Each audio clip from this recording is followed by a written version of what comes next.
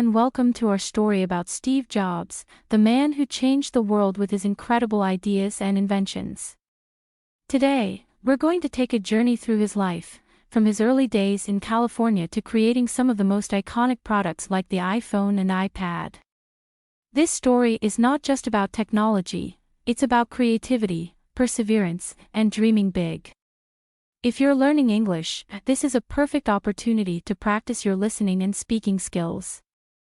So, let's get started, and I hope you find inspiration not only in Steve's story but also in using the English language. Steve Jobs was born in San Francisco in 1955. A couple named Paul and Clara Jobs adopted him.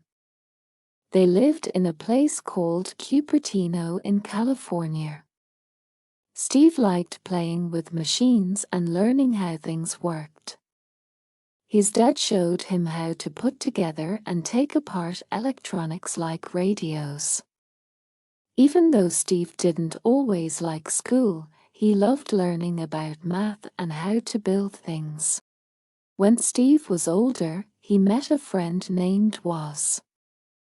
They both liked electronics. They decided to make a computer that everyone could use. They worked in Steve's garage and made their first computer, the Apple I. After that, they made the Apple II. It was very popular and many people bought it. This was how Apple started. But not everything was easy. Apple made some computers that people did not want to buy. Steve and other people at Apple did not always agree. In 1985, Steve left Apple because it was a tough time for him. But he did not stop working on new ideas. Steve started a new company called Next. He also bought a company called Pixar. Pixar made cartoons with computers. The first big movie they made was Toy Story. It was a story about toys that could talk when people were not around. Everybody loved Toy Story. In 1997, Apple needed help. Steve came back to Apple. He had new ideas. He helped make the iMac, which was a computer that looked different from other computers. Then, Apple made the iPod, which was for listening to music.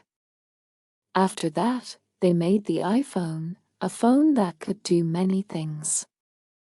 And then they made the iPad, which was like a book or a magazine but on a computer screen. These products were very special and many people liked them.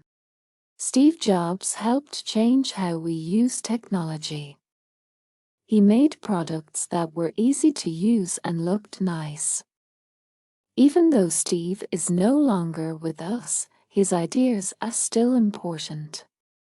He showed that it's good to think differently and to make things that are useful and beautiful.